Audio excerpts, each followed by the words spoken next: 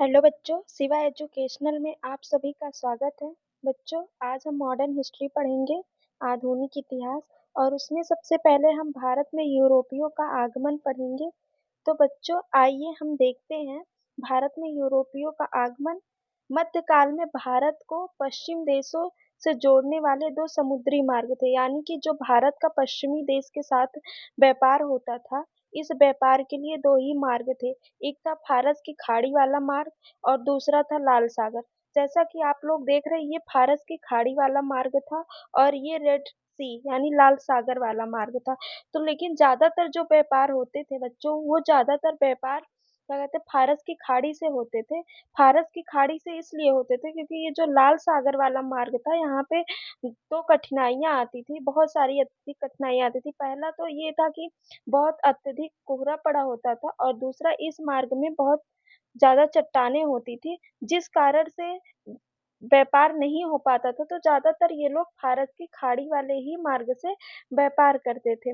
Asia में Europe को जाने वाली वस्तुएं अनेक राज्यों एवं मार्गों से होकर गुजरती थी, और हर राज्य को चुंगी और मार्ग कर देने पड़ते थे। यूरोप के व्यापार में इटली के व्यापारियों का एकाधिकार था। इसके कारण यूरोप के नवीन राज्य जो थे वो व्यापार से वंचित थे। 1853 में तुर्कों ने कुस्तुनतुनिया की विजय कर ऑटोमन साम्राज्य की स्थापना की, और फारस की खाड़ी वाले मार्ग पर इनका नियंत्रण स्थापित हो गया। और फिर तुर्कों ने इस क्षेत्र से होने वाले यूरोपीय व्यापार में दिक्कतें पैदा करने लगे। मतलब जब जब तुर्कों ने कुस्तुनतुनिया को जीत लिया और अपने साम्राज्य की उन्होंने स्थापना कर ली, तो फारस की खाड़ी वाले मार्ग से जितने भी यूरोप के व्यापारी आते जाते थे, उनको आने जाने नहीं देते थे और उनसे अत्यधिक कर लेते थे, जिससे बहुत सारी दिक्कतें आती थी। भौगोलिक खोजों एवं व्यापारिक मार्गों के आविष्कार में पुर्तगाल अग्रणी थे।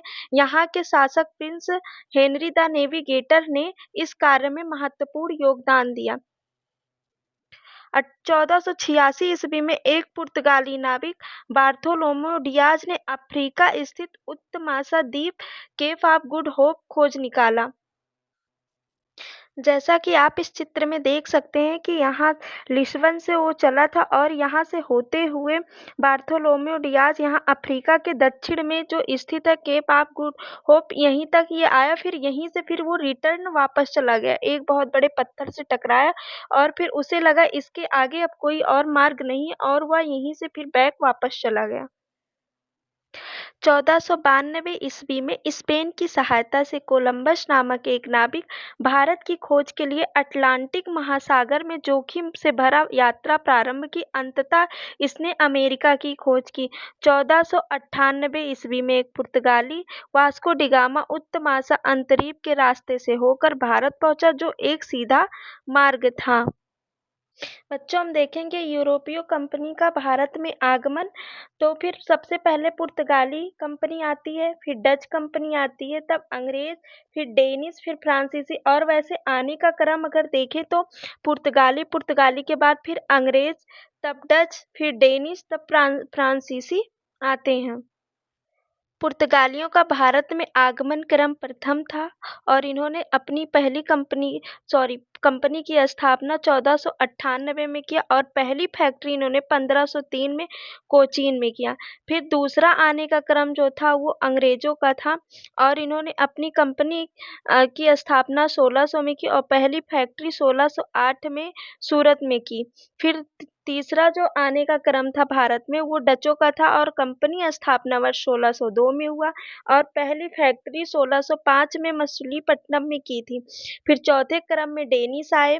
इनकी स्थापना जो हुई कंपनी की, वो 1616 ईस्वी में हुई, और पहली फैक्ट्री इन्होंने 1620 में ट्रेंको बार में किया। फ्रांसीसी फिर आते हैं 5वें नंबर पे। उन्होंने अपनी स्थापना कंपनी की 1664 में की, और पहली फैक्ट्री 1668 सूरत में की। फिर छठे नंबर पर स्वीडिश आते हैं, और इन्होंने 1773 में अपनी कंपनी की स्थापना की, और और पुर्तगाल द्वारा यूरोप और भारत के बीच सीधे समुद्री मार्ग खोजने में आर्थिक एवं धार्मिक कारण सक्रिय थे। आर्थिक कारण व्यापार करना और धार्मिक कारण एशिया में ईसाई धर्म का प्रचार करना था उनका। तो सबसे पहले 1498 ईस्वी में वास्को डी गामा भारत में कालीकट बंदरगाह केरल के मालाबार तट पहुंचा। यहाँ पहले से बसे हुए अरबी व्यापारियों द्वारा वैमनस्य या रवैया अपनाया, लेकिन कालीकट के राजा जमोरीन ने इसका स्वागत किया और मसाले तथा जड़ी बूटियां ले जाने की अनुमति प्रदान की। और जब यह जड़ी बूटी और मसालों को लेके वो अपने देश गया तो वहां पे उसने 60 गुना दामों में बेचा, जिससे उसे काफी लाभ हुआ। फिर 1500 ईस्वी में अल्वारेज कैब्रल के नेतृत्व में पुर्तगालियों का दूसरा अभियान दल भारत आया। ये भी मसाला आदि लेकर पुर्तगाल पहुंचा। फिर वास्को डी गामा पुनः 1502 ईस्वी में भारत आया और इसी वर्ष इसने कोचीन में पुर्तगालियों की प्रथम फैक्ट्री की स्थापना की, अर्थात भारत पुर्तगाली बस्ती बसाई गई। फिर प्रथम पुर्तगाली वायसराय बनकर फ्रांसिस्को डी अल्मीडा आता है, जो 1505 से 1509 ईस्वी तक रहता है। भारत में प्रथम पुर्तगाली गवर्नर बनकर आया। इसने ब्लू वाटर पॉलिसी यानी शांत जल की नीति अपनाई। 1508 में चौल का युद्ध हुआ, जो मिस्र और गुजरात की मुस्लिम नौसेना ने पुर्तगालियों को हरा दिया। और 1509 ईस्वी में मिस्र और गुजरात की मुस्लिम नौसेना को पुर्तगालियों ने फिर हरा दिया। मतलब पहले इन सेनाओं ने पुर्तगालियों को हराया 1508 ईस्वी में, जिसमें फ्रांसिस्को डी अल्मीडा के पुत्र की मृत्यु हुई। फिर फ्रांसिस्को डी अल्मीडा ने फिर 1509 में फिर इन लोगों से युद्ध किया, जिसमें फिर पुर्तगालियों द्वारा ये नौसेना पुनः हार गए।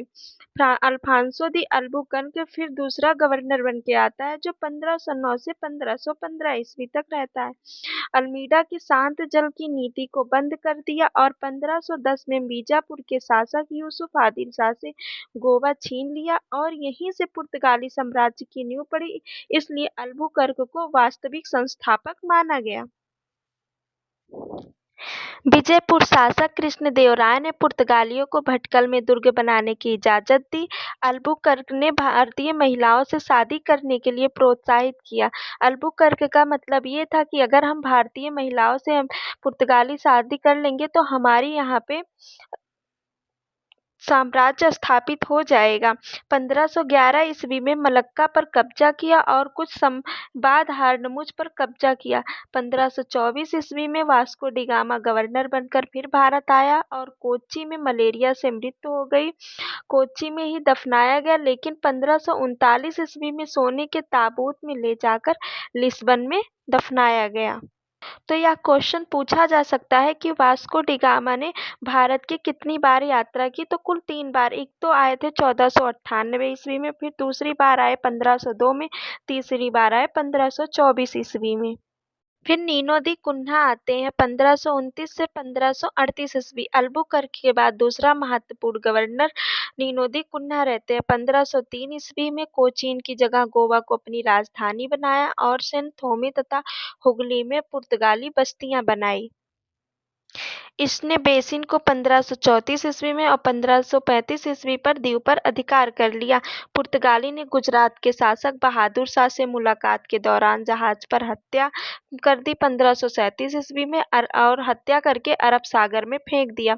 धीरे धीरे पुर्तगालियों ने हिंद महासागर में होने वाले व्यापार पर एकाधिकार कर लिया और फिर कार्टेज पद्धति लागू कर दी, जो एक प्रकार का लाइसेंस होता था।